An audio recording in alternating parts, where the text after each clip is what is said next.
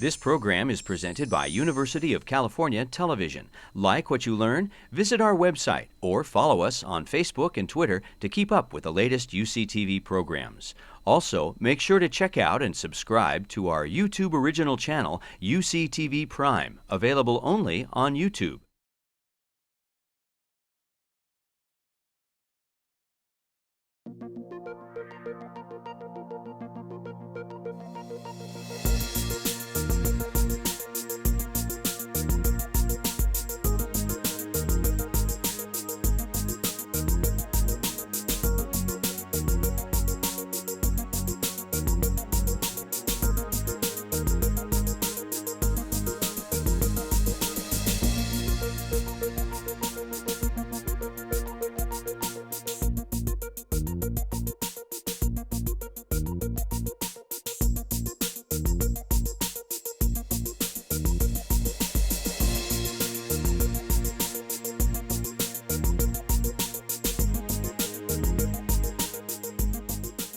I want to welcome you all. All of you know I'm Margaret Chesney. I direct the Center for Integrative Medicine here at UCSF.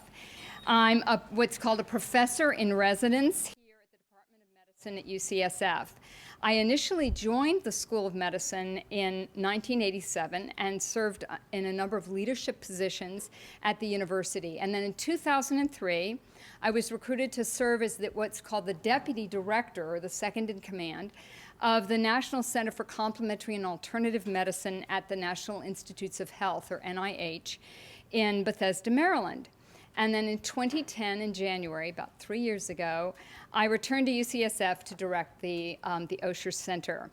I've been engaged in a great deal of clinical practice and research in what we call mind-body interactions and health. And the focus of my work is on illness prevention, which you could probably guess from some of the things that I've talked about, and treatment. And I'm really trying to help us identify how we can work with people to have optimal well-being across the lifespan, so that at any moment, what can we do to be the optimal self that we can be? I'm principal investigator of a grant that is investigating mindful breathing as the pathway by which meditation impacts our health, and I'll weave in a little bit of information about that this evening. I'm an associate editor of the journal Psychology, Health, and Medicine, and I've written over about 300 papers or so. I've been president of the Academy of Behavioral Medicine Research, president of the American Psychosomatic Society, and president of the Division of Health Psychology. This is because I'm older and you kind of collect these as you go. I received the Distinguished Scientist Award from the Society of Behavioral Medicine in 2010, and the Director's Award in Mind-Body Medicine at the National Institutes of Health in 2005. And one is Mind-Body Medicine, and then the President's Award from the Academy of Behavioral Medicine Research a million years ago in 1987. In 2001, I was selected to the Institute of Medicine, which is a great honor. But an even greater honor was being called back to my undergraduate university, Whitman College in Walla Walla, Washington, to receive an honorary doctorate. That was very special. So that tells you a little bit about me. And tonight I'm really honored to talk with you about overcoming the Superwoman syndrome and creating your own personal path to wellness, because our path to wellness has to be really individualized. There's no magic answer. I'll help you kind of think through how you can achieve that. And I'm going to also, in this talk, weave together the other 5 lectures that we've had and help you see how this all comes together as a whole. And in our first week, we heard Luann Brazeltine talk about the female brain. And what she was really focusing on was what you might call our nature or our genetic underpinning, particularly those of us who are female and male, and how our brains gender specific. And she talked about how at different points in the life cycle, male and female brains undergo changes, their hormonal cycles, and how those influence who we are. But I would argue that while that provides sort of a foundation from almost the moment we're born, and some would argue maybe even in advance of that, there's influence from the environment. So there's this kind of debate of who makes us. Is it all nature? Is it nature and nurture? Genes and environment interacting across the lifespan.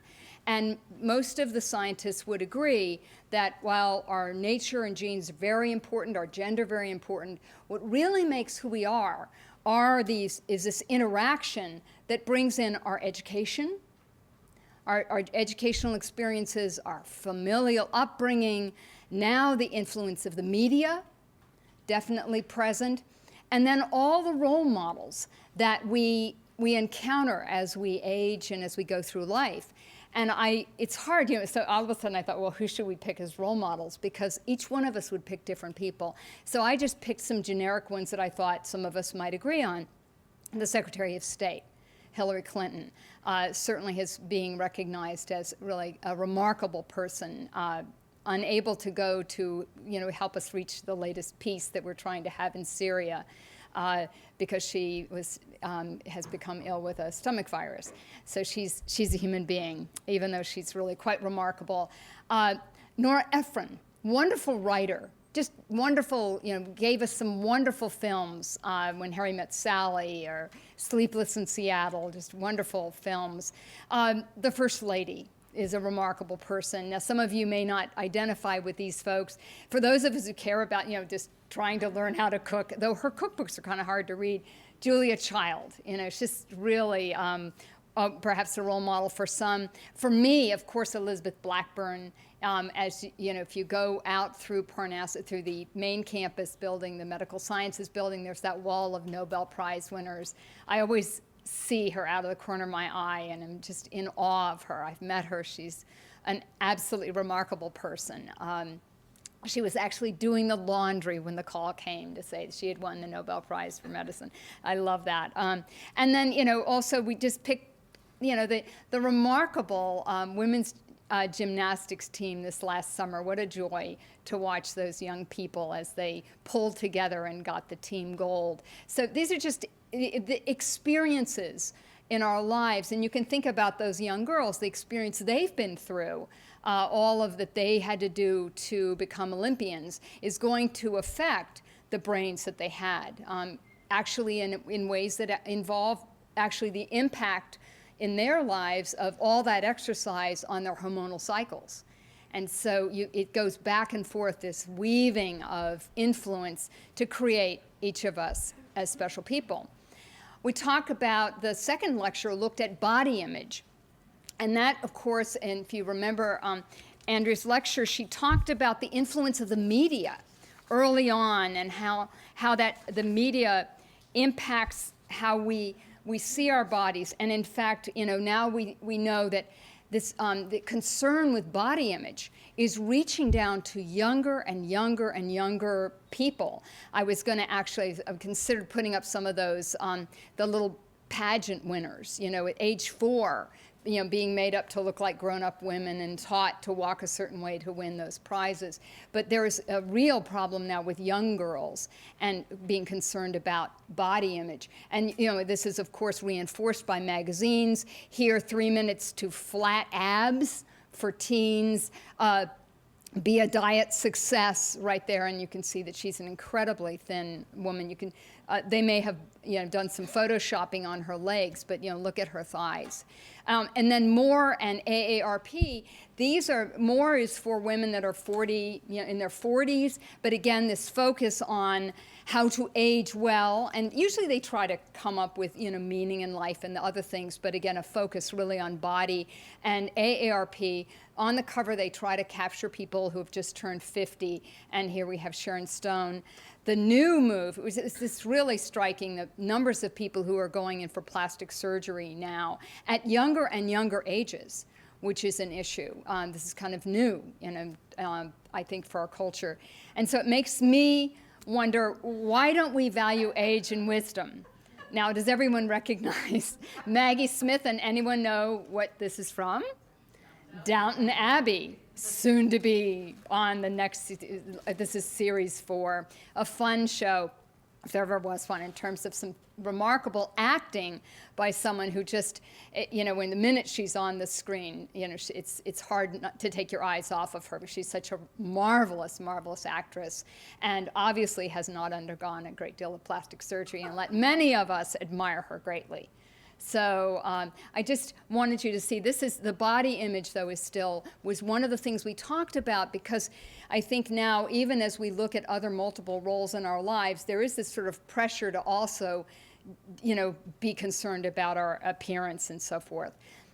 We've talked a lot about the challenges, and this is sort of the theme of this series in this mini medical course, was the multiple challenges that men and women face.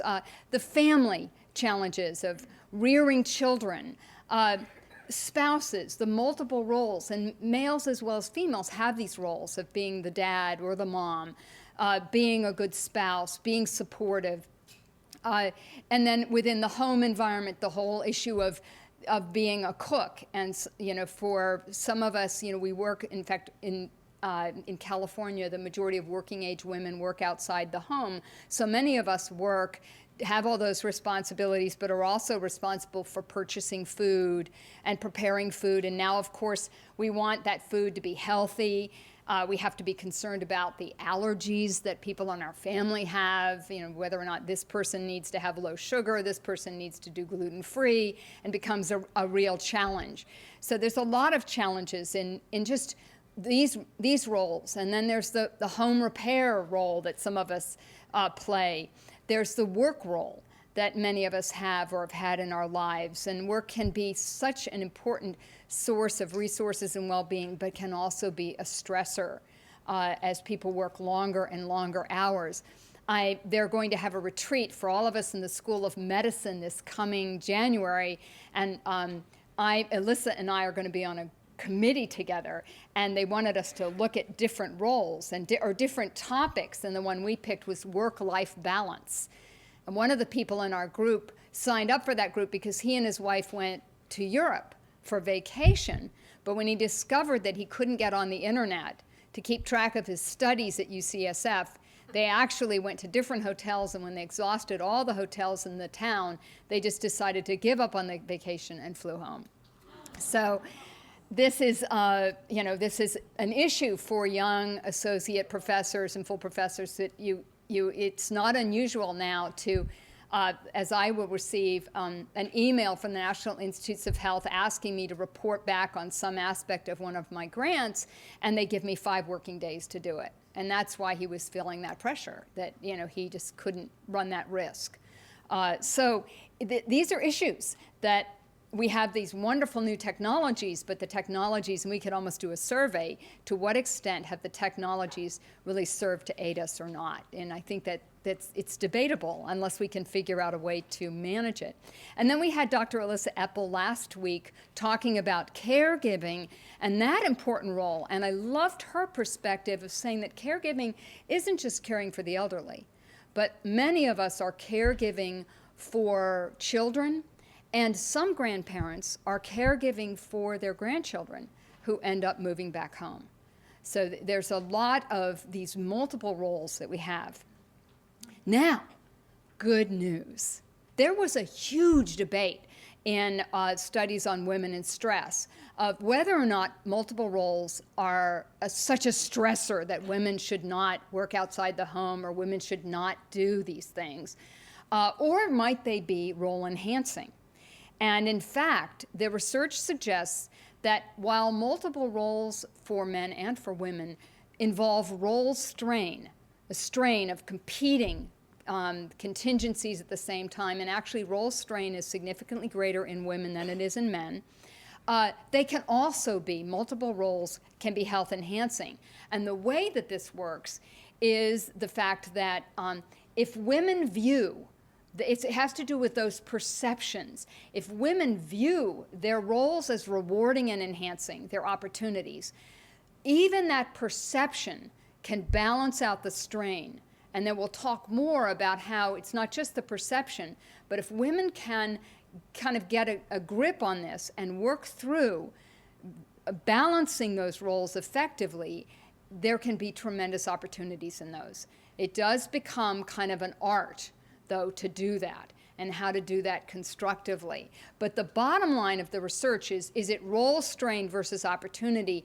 It actually is a balancing act, and if you have to choose, it tends to move more toward the opportunities. And that may be why so many women choose some of these roles you are given, but many women choose to add additional roles because of those opportunities that the roles afford them.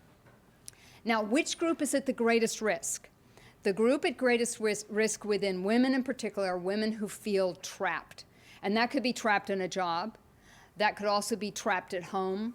That when women feel totally trapped and they can't get out of the situation that they're in, that turns out to be the group that is at greatest risk for depression and health risks, are women who are trapped. I actually did some research years ago with women that worked at Lockheed Missiles and Space, or women who were spouses of men who worked at Lockheed Missiles and Space. And the group that had the highest depression were not the women that worked at Lockheed, even though they were under tremendous stress in a very, very, aerospace industry and so forth. We actually found more depression in the women that didn't work outside the home. They had more depression. They also have more health problems, but this is where research gets complicated.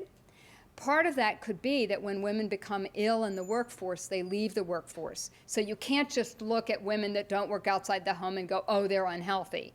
It becomes a nuanced, and that was what has led to a lot of research on this role strain versus opportunity. So it looks like there's some real advantages to us figuring out how to create a portfolio that enhances our health as we kind of blend together these multiple roles. So the goal is for women and for men to successfully weave together their multiple threads of responsibility so that they can gather and garner those opportunities for reward, resources, and support that promote well-being. And the research that we did looking at the women at Lockheed Missiles and Space was often the support. That in the workplace, women had an opportunity to meet other women, to develop support groups, friendship groups that are very important, plus there were rewards and opportunities in terms of self-esteem and financial rewards. But you've got to balance that with figuring out then how to put this all together in something that works for each one of us. And there's no magic answer for everyone. If we don't do that, then we'll get to the other two lectures we've had. One was the lecture that Catherine Lee gave us on sleep. You all recall that lecture. And she reported, I'll just remind you, on this survey where they looked at 1,000 women across the country. And some were working outside the home, some were not working outside the home. When she looked at the women who worked outside the home, they had the highest rates of complaints of insomnia. They had the highest rates of caffeine use, averaging over 2.7 cups a day. And they also had the highest rate of drowsy driving, which if you attended that lecture, recall that is a really, really serious problem. And that a lot of auto crashes are caused, of course, by substance use and alcohol and speeding. But drowsy driving is another major, major cause of crashes. So that is more common among of the women who work outside the home. And then she also highlighted that it was the 50-plus age group of women who were also the highest use of sleep aids. And we don't know if that's an age issue. It could be also linked to menopause. It could also be linked to still having a lot of a strain and trying to get more and more done. I won't ask for a show of hands, but I think there's sometimes there's not enough hours in the day, and so women keep, some of us are doing laundry at 11 at night, and things like that to try to get things done, and then pile up all the folded clothes and sort of put it in strategic places around the home so they'll be encountered by the people who need those clothes the next day. Dr. Woolley, Mary Woolley, gave another lecture on the impact of being under a great of role strain, and that's this whole issue of stress and heart disease, which remains the number one cause of death among adult women in our country. Now, she highlighted, and to sort of weave this together, She reported on Sir William Osler's, something he noticed in 1897 when he talked about his typical heart disease patient as being a keen and ambitious man whose engine was set at full speed ahead. And one of my first grants, actually was my first NIH grant that I received, was a grant to study type A behavior in women, which I did actually at Lockheed Missiles and Space way, way back, decades ago. And that was given to me. Actually, the person that I talked with was an older woman at the National Institute of Mental Health who really went to bat for me as a young investigator, saying, I think we should study this phenomenon in women, both women that work outside the home and inside the home. So she can't really, they can't, everything has to be peer reviewed, but she did what she could to give me that first chance, and I'll never forget her. Her last name was Margolis, very important person in my life. I want to tell you a little bit about Sir William Osler. This idea was picked up by Drs. Friedman and Rosamond, and if you're ever down by Mount Zion, right there on Scott Street is a little awning that says the Harold Brun Institute. That's where they did all of their research. Rosamond and Friedman are from San Francisco. And I think, unfortunately, the building that they did their work in is slated to probably be torn down in the next 2 or 3 years, and that'll be really sad to see that go. And it was their upholsterer who noticed and mentioned to them that they were the only office that he'd ever seen where people wore out the front part of the chairs and the arms. And they think it was because these people would come in and they'd come right on time and they wanted to be seen right away, and they sat at the edges of the chairs to get into their appointments. And one of the things that when we used to do these type A interviews, we would always keep people waiting. Not only would we keep them waiting, but they would see the interviewer who's supposed to interview them, and she'd go, I'll be right with you. And then she gets on the phone and looks like she's just having a chat with someone as a way to sort of like set the occasion for any of that behavior to come out. So Rosamond and Friedman did that work, and I was fortunate enough to have Ray Rosamond work with me on that type A study that we did, and that was back when I was at the Stanford Research Institute. So remarkable people right from here, and they came up with this idea that this type A behavior pattern, although they had a lot of characteristics, the key ones were time urgency and hostility. And time urgency is relevant because these are the people that are trying to do more and more in less and less time, because it seems to set up the occasion for the anger and the hostility. It's like you're running behind and then something happens and you can't get something done. So they are, although the hostility may be carrying the risk, the time urgency creates the environment that kind of sets up the hostility. And Rosamond and Friedman, by identifying this behavior pattern, brought up this issue of, well, could we treat this? Are there ways in which we could help people change their behavior, their time urgency and hostility, and would that reduce their heart disease? And I actually, my first times at Mount Zion, were working in Dr. Rosamond's office as a clinical psychologist, helping his patients, because he said, look, I can see these people, but he didn't want to spend the time doing the counseling with them to have them change their lifestyles. And so that was something that I did back in the late 70s and early 80s at Mount Zion. So they asked that question, and actually Friedman did the study, and this was reported by in Mary Willie's talk, that they followed people who had already had a myocardial infarction or had significant heart disease. They gave them counseling. One group got the type A counseling, and it was focused on time urgency, hostility, but also something else. Woven into that, if you talk to Meyer Friedman, who did the study, they really talked about meaning in life and what was important in life. And that came out more when you talked about what was really going on in the groups. So that's when we get to talking about weaving together your portfolio for what you want to do with your time that you have in your life. It's important to think about what's important to you. And that was embedded in the counseling. And they had group counseling, and that would come out. And that kind of emerges when people start to talk about how they might be able to look more closely at their kind of behavior. But they talked with them, and I'll be giving you some of the pointers from that intervention to change their hostility and time urgency. This group had usual care, and they came in for groups. They actually met in groups, but nothing about changing their behavior. It was just sort of talking about diet and other things like that, and they met and they talked, but they weren't given any explicit guidance.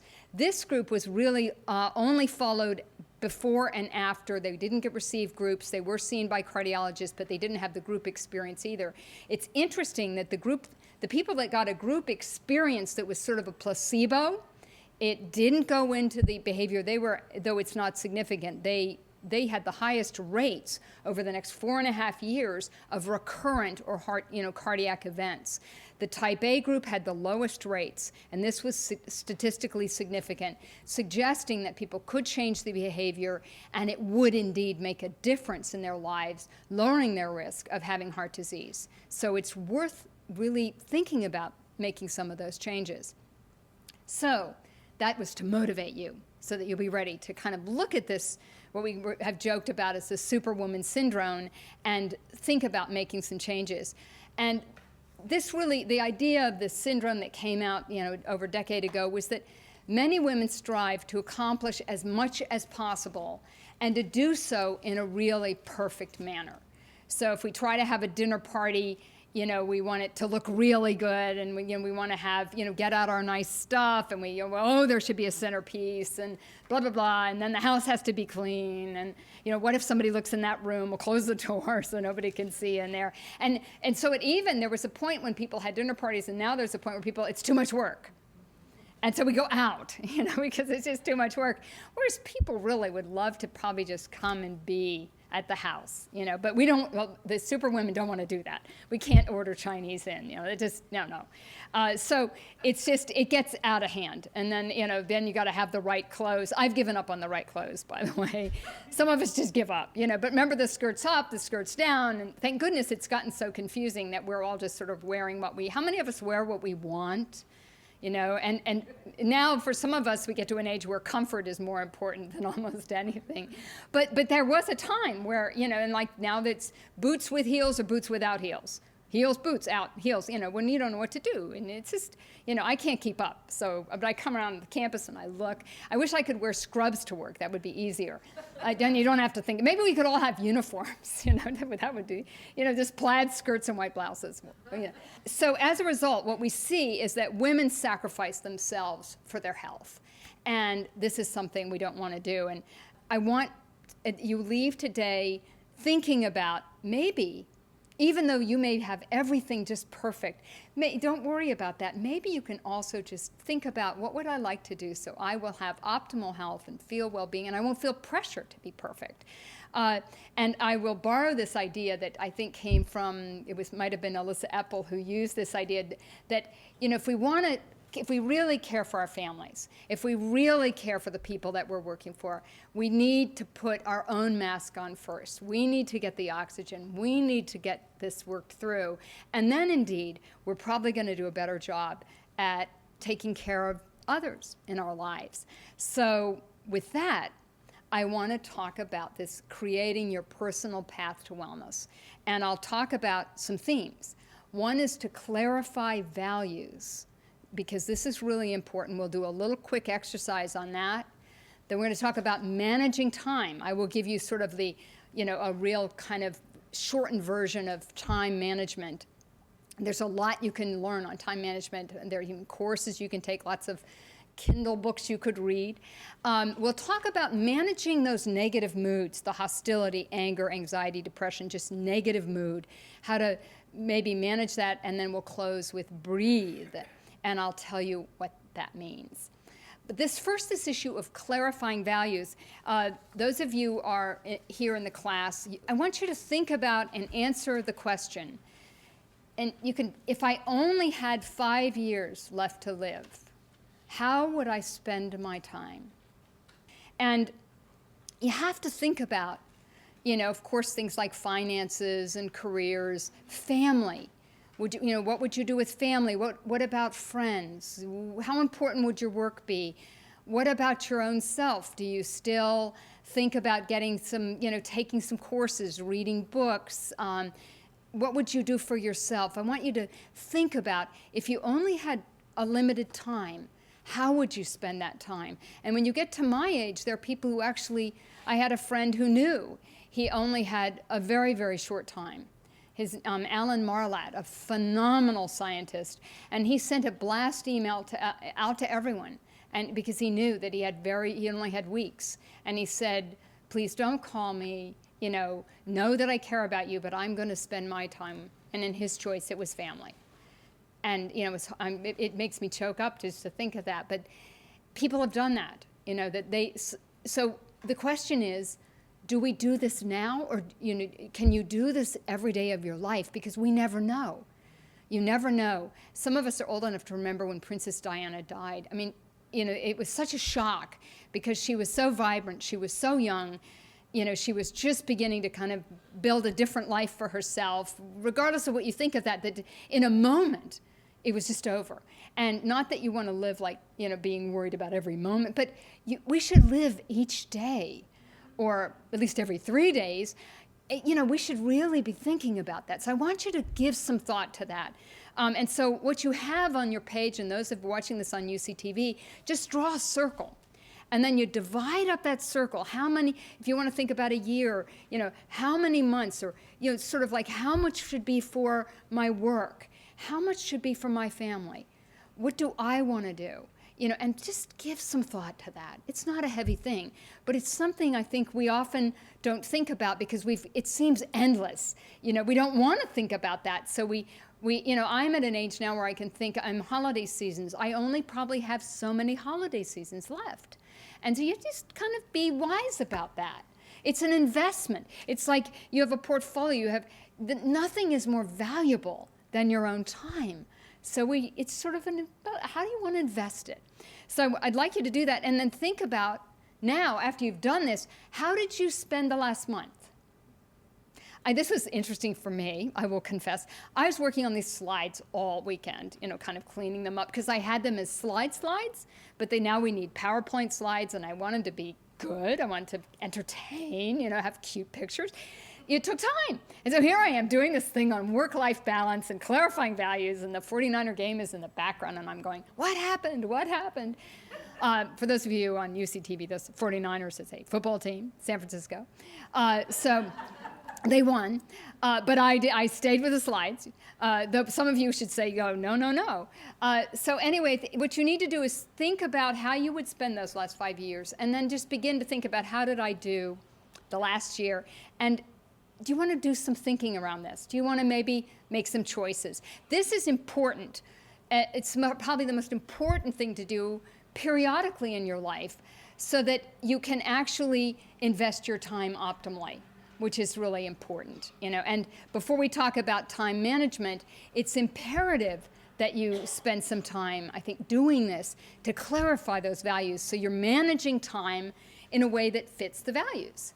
So then we get to the second thing. Clarify values, now manage time.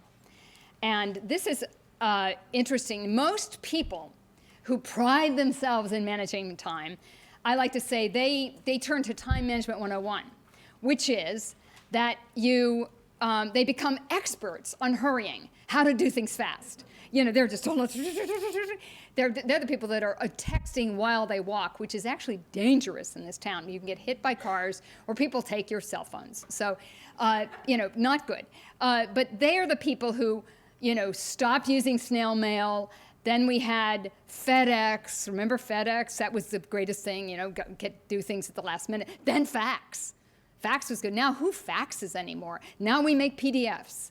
All of this is do it faster. If you need a recommendation letter, no problem. You have electronic signatures, and it's gone.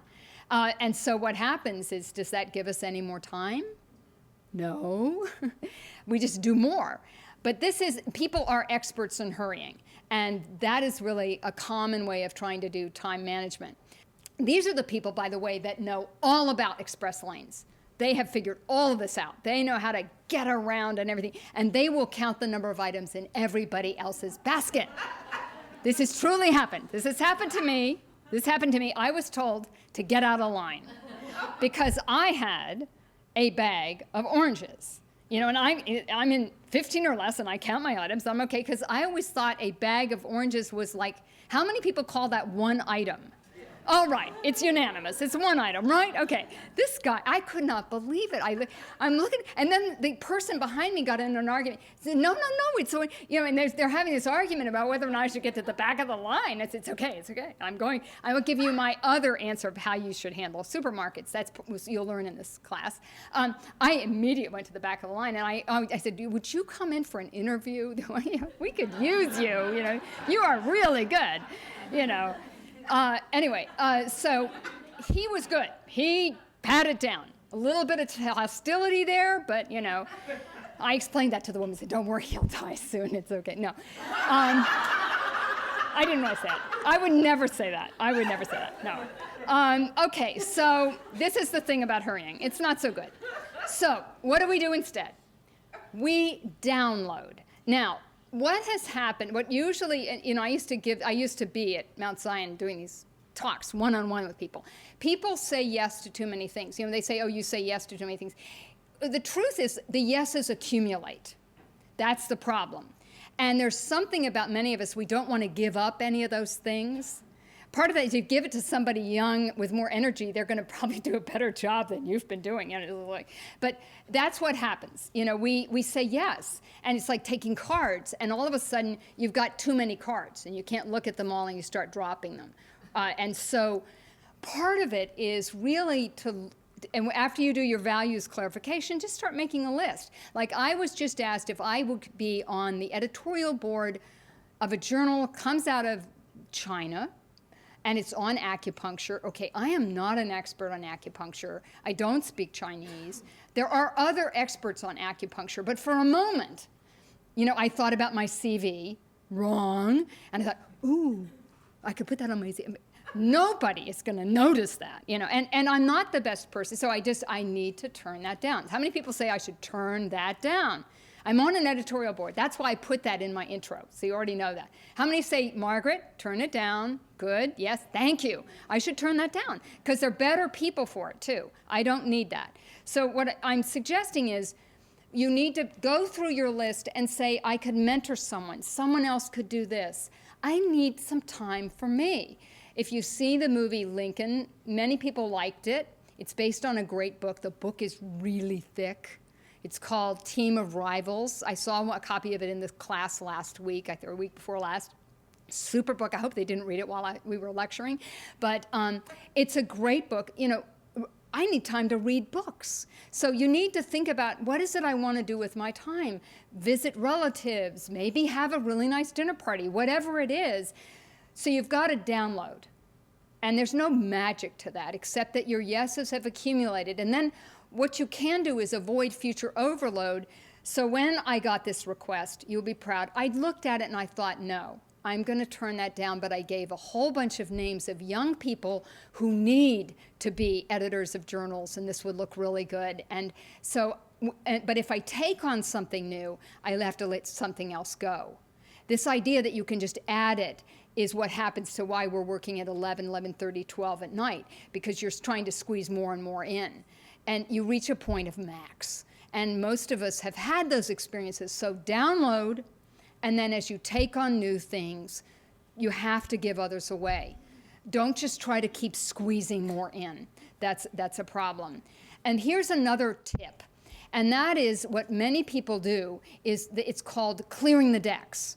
Many of us have things that we should be doing that we've postponed.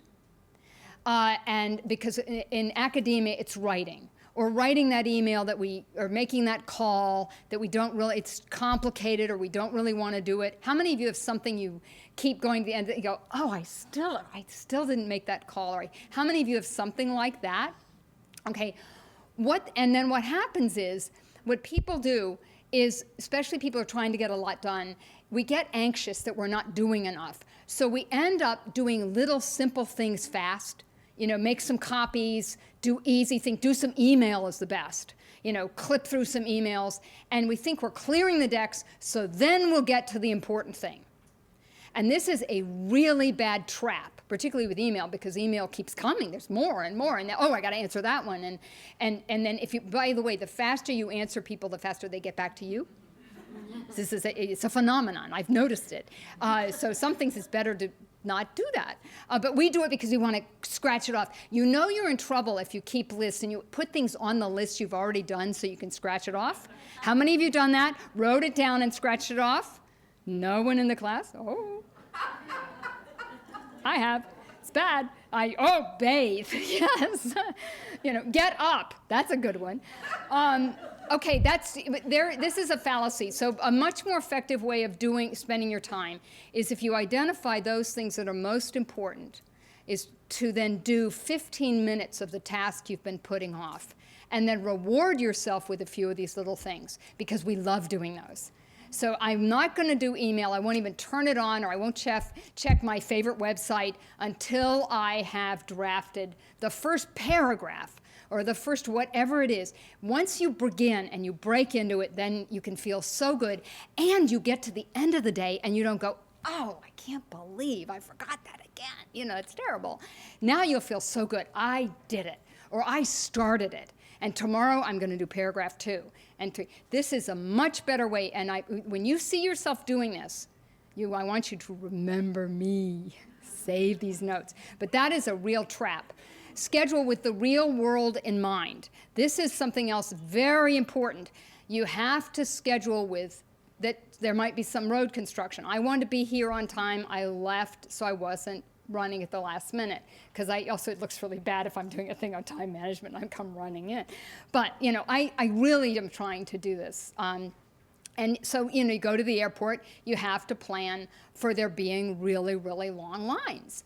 And then, there's wonderful things I'll teach you about things you can do while you're waiting in line.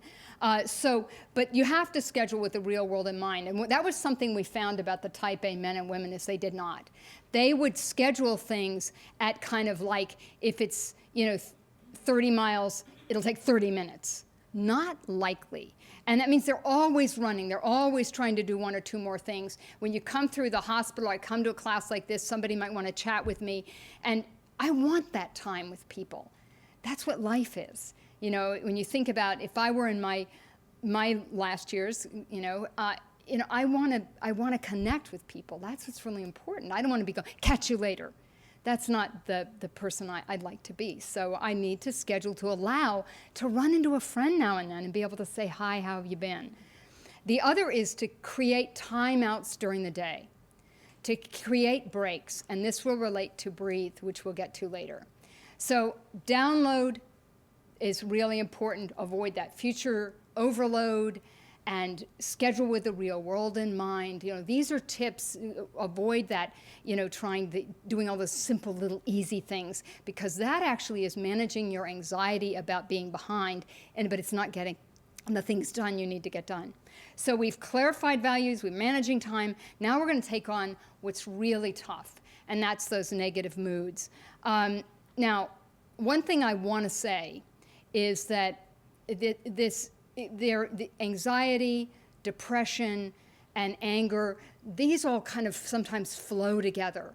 And sometimes people are not, they'll use the word frustrated. Because I think especially for women, we don't want to say or call ourselves angry, but we do get very frustrated. And when we get frustrated with ourselves, we can get down. And so these moods sort of simmer. And our studies show that they're all really quite important. I'm going to highlight just a few of the findings that Mary Woolley presented and I'll just show you. Remember those graphs? Those of you who saw it. The main point here was that anger and hostility in studies that included males and females, if you looked across all of these studies, then they would summarize them. And the point was, if the weight of the evidence was off to the right side of 1, that meant that the risk was greater than 1, in this case, a 19% greater risk of heart disease if people had, so it's almost 20% greater risk if people scored high in anger or this idea of hostility. And that was for coronary artery disease. This was for recurrent. People have had a heart attack, and then the risk of having a second one, again, 25% greater across all these studies. And these studies are really conservative. So here you can see the weight of evidence. Anxiety, that was anger and hostility. Then there was similar studies she reported on anxiety, which is probably actually, that's a little more tricky to study, but here in this pool study that 25% greater risk for people with that kind of anxiety. And then the findings in depression were even more strident, more striking. Basically 60% higher risk of an initial heart attack if a person has depressed mood, which psychiatry is often talked about as is frustration and anger turned inward. So these negative moods are sort of interwoven, not good.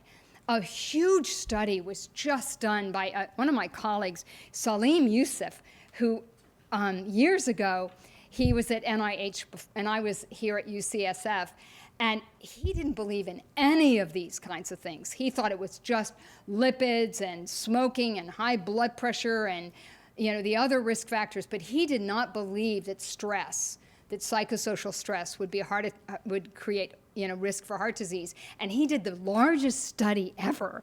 And I couldn't believe this when I saw it come out in the journal, which Lancet, a phenomenal journal. And this is 52 countries, primarily in Europe. And they found that while elevated lipids, and this is not, this include people in the United States as well. We are one of the countries, but many, many more countries. So it's a global study. High cholesterol was really related to increased risk, but above things like hypertension or cigarette smoking for heart disease was depression, stress, and so forth. So, and I remember then we had some really good emails, because it was sort of, and jokingly, because it's really, really important. Part of the package, though, is that one thing we find, and I pointed this out to him, is that when people have a lot of stress, then they tend to, if they're smokers, they smoke more. If they've quit, they go back to smoking. The people who have a lot of stress tend to exercise less. People who feel a lot of depression and anxiety often drink more. So what happens is the stress is also associated with these others. And that actually, so you get even more reverberation from these negative affects, which is another reason I want to talk about them this evening. So I want to talk about how do you change this? What's going on? What can we do about it? But first I want to say it is okay to get angry. There are things in life that are worth getting angry about. And so whenever I've worked with people, I always say, I'm not saying don't be angry. That's not what I'm saying. Injustice. There are times in our lives where you have to stand up and say, no, this is wrong. I want to fight for this. And we use words like that too. Like you have a cause that's really, really important to you, that you could get angry and for every one of us, it's going to be different. So I say yes, but stuck in traffic, what are you going to do? Is that something to get angry about? I'll just ask you that. Oh, this is bad. When this happens, it's bad, but it's not that bad. It's bad, but you can sop it up really fast, and then you can still sort of make out. Or maybe it was the list of things you didn't need to do anyway, so now they're just gone. That's an advantage, It's like scratching it off the list. It's like washed away. But I will point out too that some of the times, we get frustrated. Like you're just going to do copies, and I don't know why it is, but it's only when you go to do copies that you notice the copy machine says, add this or add that or add paper. You only run out of paper when you're copying. I used to have a joke, but this shows how old I am. You only run out of typewriter ribbon when you're typing. It was like, I used to think, why does this always happen to me when I'm typing? Duh. But some of you are too young, you have no clue what that means. That's okay. You could Wikipedia typewriter and it would explain that to you. So anyway, these are not reasons to get angry. Okay, so what do we do about this? I'm going to encourage you to monitor those times that you get in an irritable way and identify the triggers. And lots of times the triggers are we're trying to get a lot done and something comes up, and you can't, you get behind a slow person in line or whatever. And, for each one of us, those triggers are different. And so, or maybe somebody did something that made you frustrated earlier in the day and you've been such a good person, and then you get to a place where it just, the straw that broke the camel's back. But for each one of us, it's different. So monitor your negative moods, be it anxiety or depression or anger, what triggers it? And then I want you to confront the myth of moods. And this is the myth. And this relates, if any of you think back to Alyssa Eppel's lecture, and those on UCTV, you want to look for that lecture. She talked about how our mind was clear as the sky, and that our thoughts were like clouds going through the sky. And then, the clouds come and go, and then it's gone. Our mind, our moods, are like those clouds. And we're going to look at the anger hostility myth, but this holds for other moods as well. And that is that we have this myth that an event occurs and it makes us angry. It just makes us angry. That made me angry, which means you're kind of, you're letting your sky be impacted by something that occurred. And I'm going to say that some events are really, really due, are just, for you, we're going to talk about this, but events don't actually totally make you angry. What happens is the event occurs, and then it goes through your personal filter, and then you become angry. And I'm going to give you an example in my life that is, kind of embarrassing. But, I was one time shopping in a mall, and I was driving and driving around looking for, I'm trying to park. And this car, I don't know if you've ever seen this, where the car in front of you stops and waits for another person to come out so that they can go in. And this is before I was, in remission from my anger and hostility. And so I was getting frustrated. I was sort of like, just park further away. You can walk, it's healthy, it's a beautiful day, and just, why are we doing this? And then now there are people behind me. And so finally, the person, they finally do all of this. And as I start to go woo, in my self-righteous moment, and I'm so ashamed of this, but I will share it with you. As I start to go by, I realize that they're handicapped. And it was, it's like, oh my Lord, oh, and just, I felt so bad. And what happened was the event occurred, but suddenly, new information. It was like, oh, I hope they didn't see me. Oh, it's just awful. And my filter changed. My filter changed on me, and it was like, now I don't feel any anger. And what's so amazing is even as you heard this, you all went, oh, and so anger is immediately gone. It's gone, and then there's shame. So these moods are transient. So there's hope. There's tremendous hope that maybe the people that are doing that, they just don't want to walk far. Maybe they've got a foot problem. Maybe they just, they've had a really bad day. And there's a million reasons people engage in behaviors that sometimes can be viewed by some of us as irritating. But you can always just, this is not important. And I work on my filters. And so we can always do this. And, you can think of the times that you've been angry and just think about your attitudes, your perceptions. My appraisal instantly changed. So I work and change it. You can change your appraisals. I'll even sometimes stand there and think of 5 reasons. Why do people drive so slow in the fast lane? Okay, number 1, nobody says that's the fast lane. It isn't in the manual for driving that if you're in the far left lane, you can go 15 miles over the speed limit. I don't think that that's there. It isn't. Some people drive in the fast lane because there's a shoulder there, and if they get scared, they can pull over. And there's only one other lane of traffic, and people aren't coming and going out of that. My Aunt Alice, that's why she drove in the fast lane, is that she just felt it was safer. And I remember as kids, we'd get down really low, but there's a million reasons that people do the things that they do. Sometimes people are driving slow because they've just gotten really bad news, and they're not focusing. Or sometimes they're on the cell phone, which is dangerous. And so you just there's a lot you can do to not have events control your moods. That's the hidden secret in this. That's a myth that some things are really, really hard, and I'll never say that if there's a loss that one doesn't become sad, that happens. So I would say save these negative moods for the things that really matter. So we look at the costs and the benefits of particularly anger, and I'll tell you the one for anger. And this is what we did when we worked with patients, is that and this is particularly true of anger, and there's a different hormone for depression, that you could almost imagine one of these surgical trays off to the side and one of those hypodermic needles. And in that needle is adrenaline. And so when something occurs that makes you irritated, say it's traffic or somebody cutting you off or anything like that, if you get really angry, what you need to do, and this is what happens, essentially it's like taking that hypodermic needle, taking the adrenaline and injecting it into your heart. And it does all kinds of things. Your heart rate goes up, your vessels constrict, and it's something that you can do. But you need to decide, is it worth it? Or do you pick up that syringe and go, no, this isn't worth it. Traffic's not worth it. My flight isn't going to take off on time. United didn't do it on purpose. Nobody wanted this to happen, and it's going to be okay. And a year from now, you won't even notice. I've discovered, I have another one.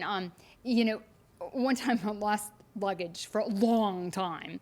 So you ended up wearing the same clothes all the time and everything, and spend half of your vacation on the phone trying to figure out where your bags are, which happens less now because of all the coding. But the positive thing is then you have great stories for cocktail parties. You can talk about how this or that happened, and really funny things about how you can take a jacket, and if you don't have a blouse, you go down to the restaurant, not wearing the jacket, of course, but you go down in other clothes and you borrow a napkin, and then you go back up to your room and you take the napkin and you pin it to whatever you can, using the little pins that come in the little sewing thing, and you pin it to your bra or something, and then it looks really great, and you can wear the jacket even though you don't have a blouse. And people will tell you, just don't have Holiday Inn showing. You have to tuck that around so it doesn't show.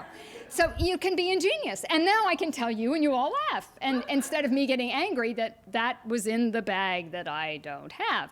So you can get creative. So the costs are, for depression, the cost is cortisol and various hormones, that these moods have an effect on our lives. So you can make choices. And all I'm saying is, be alert to your negative moods, because they're really, really not a good thing for your health. And you can consider your options. Your options are to express the anger, get it out. You can suppress the anger and hold it in. And we did studies where we actually had people talk about events that made them angry. And then we would look at their hearts using all kinds of imaging techniques. And what's interesting is we had to have them tell us one that was unresolved. If they told us a resolved thing, it was like telling the story at the cocktail party. It all works out in the end. So we asked them to identify something that still makes them angry. And they would start talking about this. And their hearts would start engaging in heart behaviors that were so dangerous we could never replicate the study. It was worse than putting people on treadmills. It was really, you show left ventricular hypertrophy. It's the left chamber of the heart starts vibrating. It's really not healthy. It's as though the body has not, it's like it didn't read Webster's. This is recall of anger, and it just went into anger. And people really got heated talking about this, and it affected their bodies, so that we couldn't repeat the experiment. So expressing the anger is not so good. We know holding anger in isn't so good. So the option is reconsider, reappraise, let it go, save it for things that really, really matter. So that's a way of managing negative moods. And final way is humor. This is one of my favorite jokes. If you can't see, it says, "Bummer of a birthmark, Hal." Think about fun things. I have, this is a Larson cartoon. He stopped doing cartoons. I have his books in the bathroom in my house. So people go in the bathroom and they're in there laughing and laughing. They never come out. People love humor. Humor is great. And so I sometimes will try to think, someday I'll use this joke in a class and, it'll be humorous, even though I'm going through this really traumatic event now. So we've clarified values. We've talked about managing time. We've talked about monitoring those negative moods and really thinking through your options. And now what I'd like to do is share with you breathe. Remember I talked about how a really important way of doing this is to take timeouts during the day. And I'll walk you through this. But before I do that, let me motivate you just a little bit more with some new science about stress and its effects on breathing, particularly for females. Now, most of us heard about stress leads to fight or flight. That's the idea that when there's stress, like the tiger is coming, you either fight the tiger, probably not a good idea, or run. And that is kind of the common, those are the two things. But there's actually a third option, and that's the freeze response. The freeze response is where, all of a sudden, and in fact, we would engage in this. If there was a really loud, strange noise or the room started to move, our first response would be to stop. And we would all go, and what you're doing there is you're stop breathing, and you're listening, and you're becoming hypervigilant. And that is very common and during that time, what you're doing is you're trying to assess the situation. Breathing is noisy. And so we stop breathing, and we go, what was that? And you stop. Okay. And so there's a vigilance, the freeze response. And this is something that animals do. It's something that humans do. It seems to be something, the freeze response may be more common among females than males. And that may get us back to that brain and the area. This may be a choice, thinking back to cave person days, that maybe women would engage in, of being incredibly quiet and hunkering down. We don't know. I mean, we just don't know. But it is a little more common in female humans than in male humans. And what we've noticed too is that this breath holding response is something that some people engage in, and particularly, again, women. And I found, we've developed a monitor for our study that we're doing here at UCSF, and I noticed I was wearing the monitor, and it was letting me know when I was holding my breath, and I hold my breath when I'm on the computer, particularly when I'm waiting for it to do whatever it's going to do. I'm being hypervigilant, waiting for things to come so I can finally do my response. And so just being more aware of that, I have a little note on my breathe. This is important. The vigilance, why was this happening? Well, vigilance actually is an adaptive response because it increases the CO2 and that increases cerebral blood flow. As CO2, the carbon dioxide, as carbon dioxide goes up, the blood flow to your brain goes up. So there's another reason we don't do it. Not just that breathing is noisy, but we're actually putting more blood into our brain so we can think and make a judgment. What was that? Was that just some noise out in the hall, or do we need to pay attention to that? Was that a car going by, or might here in San Francisco, might that be an earthquake? So that's something that is associated with vigilance. We want that blood flow. The question we have is psychological stress associated with inhibited breathing in people. And guess what?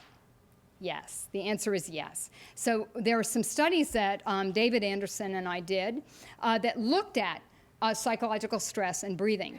And we found that for women, for example, people who had very low perceived stress actually breathe more frequently.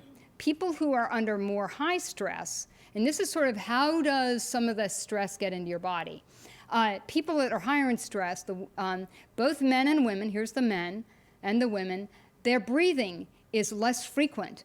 And these were people who, on a questionnaire, just reported that they had higher levels of stress, and then we studied their breathing frequency, and we found these associations. It's actually present in both males and females. In the size of the study, it was only significant. That difference was significant in women, not in men. If we had more people in the study, they both would have been significant. But the trend is stronger in females than males. So is perceived stress, is it associated in all people? Yes. The answer there is more significantly in women than in men. Now, does that increase the CO2? That what's going on? Remember, we showed that if people hold their breath, that puts the blood to the brain. Well, what do you see if we look at CO2, carbon dioxide? Here you've got the breathing frequency. Now, women who are holding their breath have a lower frequency, and now they have a higher level of CO2. So if we don't breathe as much, The CO2 in our body, remember, you breathe in oxygen and you breathe out CO2. So if you breathe in oxygen and you hold it for a long time, your CO2 levels are going up. And so you see this was significant in women. The women who breathe really frequently actually have a lower level of CO2. They're breathing in and out, and their oxygen's better and their CO2 is lower. The same pattern in men, and that breathing frequency and CO2 is significant in both genders. It's just that women are the ones that tend to do this inhibited breathing more than do the men. And you can actually have people do this in the lab, force it, or you can study people just looking. In this study was on their own breathing frequencies, and they just looked to see if you got the CO2 patterns that match. So there's a problem with doing a lot of breath holding. And here's some of the data. Just, the 10% of the variance of resting systolic blood pressure, that's the higher number, in postmenopausal women is accounted for just by CO2. These are new findings. There's an association between CO2 and blood pressure, and I'll give you kind of the layman's how that happens. And this relationship of CO2 to systolic blood pressure in women is partly mediated by inhibiting anger. My mother is the example I give on that. My mom would not say she's angry. She'd go, I'm fine. I'm perfectly fine. I'm just fine. And we used to say, Mom, breathe, chill, hang. She would just hold her breath and she was just, I'm fine. And she would give you those unfelt smile. This is the smile where the mouth moves but the eyes don't. Now, I'll do that one for you so you can say, I'm perfectly fine. And I say, and Paul Ekman, who's here at UCSF, studies that. That's called an unfelt smile. So now when you watch the news, you can look for those people. When people smile, the eyes also get involved. And that's a real smile is, the whole face. So, but inhibiting anger is this holding anger in, or even denying anger, was associated, we found, in people, the women having higher systolic blood pressure, the anger is mediating this relationship between the CO2 and the systolic blood pressure, and people who have that kind of anger are also the people that are holding their breath. So it's associated with holding breath. There's not an either or all the time, but these moods go with the breath holding, goes with the CO2, and then we'll get to the blood pressure. And the relationship wasn't just with blood pressure. We looked at carotid artery thickness. This is thickness in these arteries, which is a problem. You don't want to have too thick an artery, because if the tube gets too thick, the opening is not big enough. So you don't want to have real thick walls of your carotid arteries. And so this is actually, that was sort of a surprise. And I'll give you the quick version of what might be happening with the CO2. This is work that David Anderson has worked on for about 30 years. What he found was that basically when this is a layman's version, that when a person's CO2 is elevated, that throws off your acid-base balance. CO2 is acid. Any of you, acid is really bad, and it's associated with inflammation. It has really adverse effects on our bodies to basically have our blood be so acidic. It's like acid, just think about that. And so the kidneys pick up that the acidity isn't right, and the kidneys control the acid-base balance in your system. So the kidneys will then say, we need to do something to reduce the acid. Now, do any of you wear contact lenses? Anybody in this room wear contacts? Okay. And water is more acidic than the fluids we use for our contact lenses. What fluids do you use for contact lenses? Saline solution.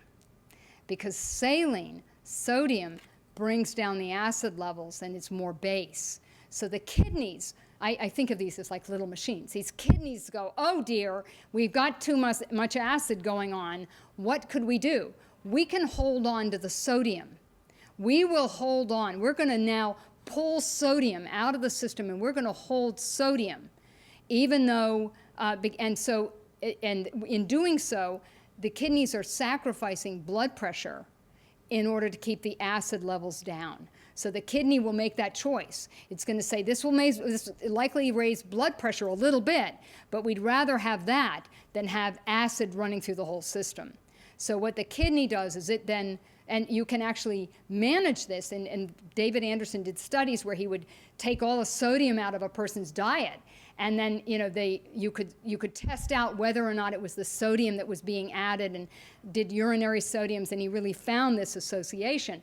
The breath holding, CO2, sodium gets held, and many of us know if we have a lot of sodium in our diet, sometimes we will show volume. Women you'll talk about you have water retention, so the fluid volume goes up, the blood pressure goes up. If you don't have high CO2 levels, then your body goes, oops, we have too much sodium, and so if you eat salty snacks, if you're not worried about high blood pressure, if you don't have a lot of CO2, then your body will just compensate and everything goes along okay. But if you're breath holding and your CO2 goes up and you have an American diet with that kind of amount of sodium in it, then the volume goes up, the blood pressure goes up. So there was this interesting association. Everybody thinks of stress and blood pressure being all adrenergic arousal, central nervous system mediated. And no, there's this other pathway through respiration. So that is very interesting. So that's actually some research that we're doing at the Osher Center. Because if inhibited breathing is a factor in some forms of hypertension, and hypertension has many forms, but it may be a form of, one of the major forms of hypertension may be associated with inhibited breathing. Then we could train people to avoid breath holding, and that could be useful in helping people prevent hypertension or treat it. And what's so interesting is if you look at the literature, the behavioral interventions to help people lower their blood pressure, what did they have in common? Many of them, yoga, relaxation, even the cognitive therapies would teach people relaxation techniques that involve breathing. So it may have been in teaching people new breathing patterns that would help people, and that may be the way. How is it that meditation ends up lowering blood pressure? We're exploring that. But all of this says breathe could be really important. So I'm going to teach you a key. I'm going to use the words in breathe, or the letters in breathe, but to highlight some of the key things that you can do to help you manage stress in your lives. So when you want to take a little quick time out, you can just sort of go through this in your mind and think about breathe. And then sometimes you can even think about B-R-E-A-T-H-E. So the B stands for breathe. Just take a deep breath, take a deep breath and be present with yourself in the moment. And if you've ever there are classes on meditation, you can do this at the Osher Center, elsewhere, you'll learn this in yoga, but to be present, you're sitting on those chairs, feel your feet on the floor, feel your body in the chair, feel the chair supporting your body. Take a minute and be here and now in this moment and be present. And it's like that, you can just take a chance, just take a moment to do that. During the day, sometimes I will go to the ladies' room and I just, close it all up and I just sort of take a moment. I just sort of go, okay. And I try to do the clear sky, that yes, things are happening, there's stuff that's going to occur during the day, but those are just clouds. And, my mind is my mind. And, I have some control over how quickly those clouds stay around or whether I focus on them.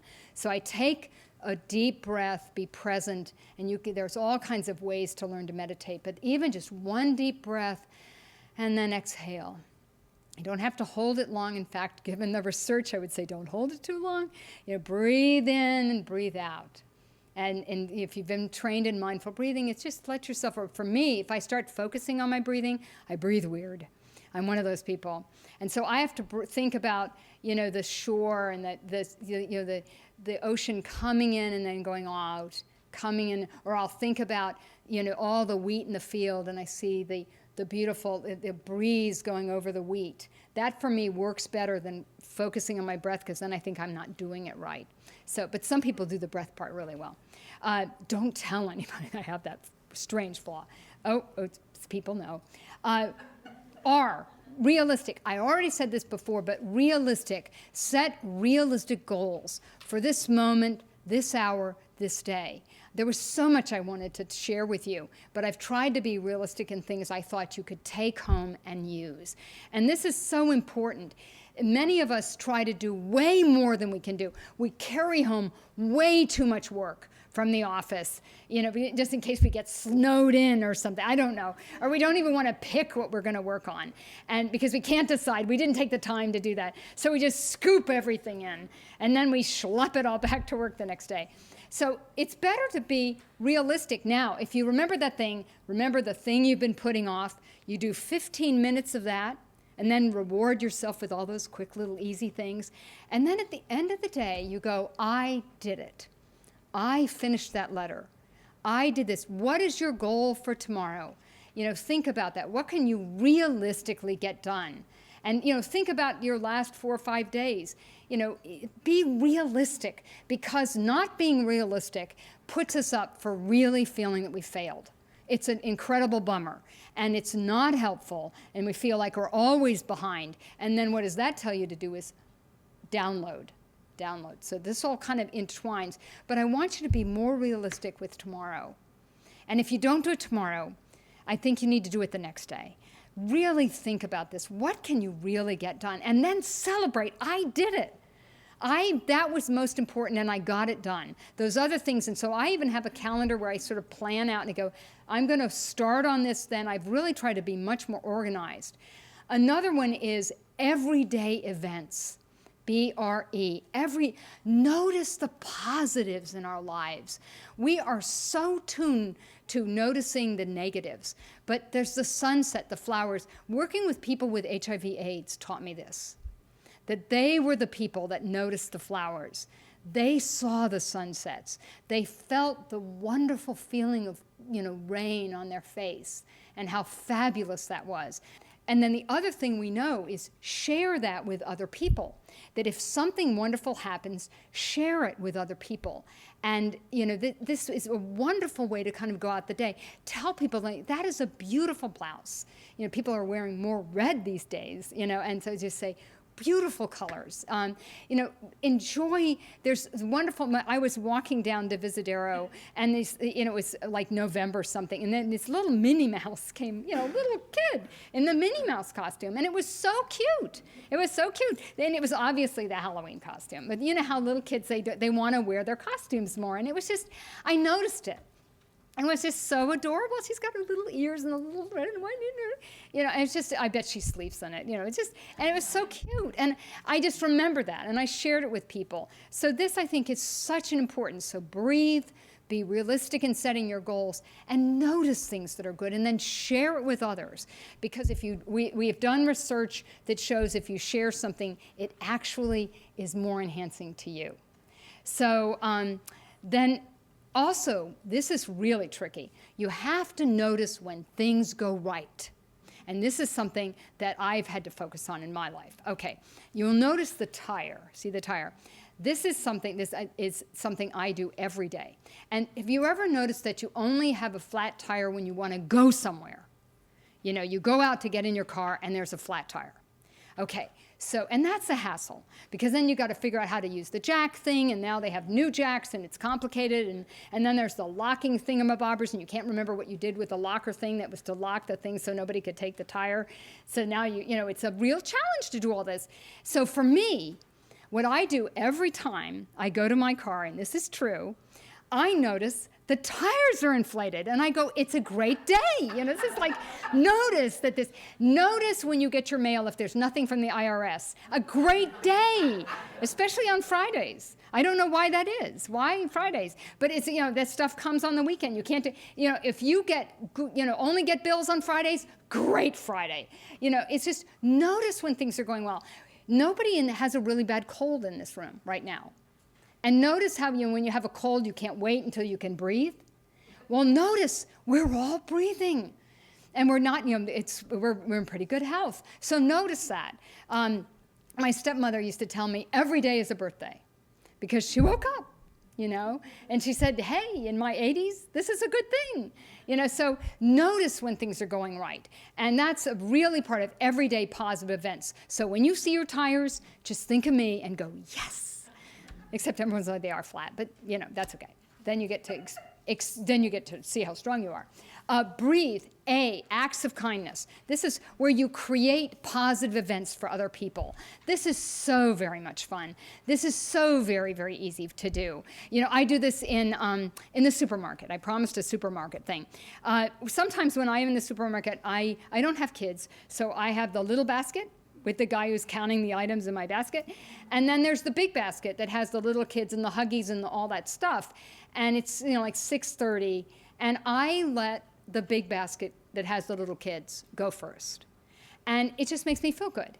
And the person who's the checkout person will go, Good Samaritan on aisle 3. You know, it's like really great. It's just great. And people kind of go, oh, no, no. And you go, oh, no, no. Yes, go ahead. Let people in traffic. Be nice. And some people will ignore you. They think you just did it by mistake. But, you know, and then you can just wave to people. It's amazing. You can just do this. You can just tell people they look good. When I'm, you know, I'm in line at the airlines and people are all upset, you know, and we're going to be late 20 minutes, and I'll turn to someone and go, well, it's better than being in the Donner Party. I mean, you know, hello, you know, we have to wait 20 minutes. You know, this is not a problem. So, you know, you can joke with people in line. You know, you can spend time looking at people. You can say, is there anybody I can cheer up in this line? Some people don't want to be cheered up, though. But anyway, so you can create positive events for other people. And again, this is, you notice positive things, you create them in other people. It's good for you. The next letter in Breathe is T, for turning negatives around. This is where we take events in our lives that are negative, that are sad or depressing or problematic, challenging, and we find that silver lining. And this is a beautiful woman who's been diagnosed with breast cancer. That is always, any diagnosis of a chronic, important illness is often a shock, and it's upsetting, it challenges us, and that's real. But what we can do to manage the stress in our lives is take these events and see if we can find that silver lining, that something special that can add meaning to our lives. A really good example of this is Michael J. Fox. Many of you know that he was a very talented, very famous actor who was on television, had his own special show, and then he was diagnosed with Parkinson's disease. And he has taken this event and found a silver lining and created the Michael J. Fox Foundation. And this has raised literally millions of dollars for Parkinson's research. And he's also testified to Congress and is really bringing that illness into the forefront so we're all more aware of it, dropping the stigma that's associated with it, and having it be something that we all care about. So as we each encounter negative events that can be very stressful, one of the things you can do is reframe that negative event. And the word reframe really means that. Think in your own home, sometimes you have these old pictures that have frames that aren't very good, and the picture just looks a little dull. And that's what you can do with these events. If you take some time to reframe them, just as you would with that picture, if you take it to one of these shops where people really know how to reframe, and they put just the right mat on it and just the right frame, you take it home and it's brand new. It has more meaning, and you hang it on your wall and it looks like something very special, whereas before it was just a picture. Well, this is what we can do with negative events. Reframe them, find that silver lining, and turn negatives around. We also, H, we used to call it honor thy strengths. Acknowledge your personal strengths. There's another option, which is humor. Humor's really good, so you can choose. Just find some fun things that are happening, or just think back to some really funny moment in a film that you really, really treasure. You know, there are funny things that happen. Collect funny things. Get Larson cartoons or whatever you enjoy. With a lot of our stress management groups, we start handing out just cartoons. You start handing it out, like it'll be on the seat when people come in, and they, then they start bringing cartoons. None of the negative humor, just the funny stuff. Like there's a Larson where they've got a dog scratching a man's stomach and the man is shaking his leg. Things like that are just fun. So either honor your strengths, those things that make you who you are, and really acknowledge it. Because, I know some of you that are in this class, and each one of you has something really precious. Like someone sent me an email last night, sharing with me a course that's going to be at another university. It was so nice. I just felt so good about that. And that's the strength that this person has. She's always sort of thinking of, I wonder if this would be helpful to someone, and then she shares that. And then E, breathe, end. This is at the end, easy to remember. End each day with gratitude. So instead, now that you've had this clarifying your values and all these good things, you aren't going to go, oh, I still didn't. No, you can think about the good things that happened. And it's a wonderful way to help you get to sleep, too. Instead of making lists of all the stuff you're supposed to do tomorrow. But if you have to do that in your office.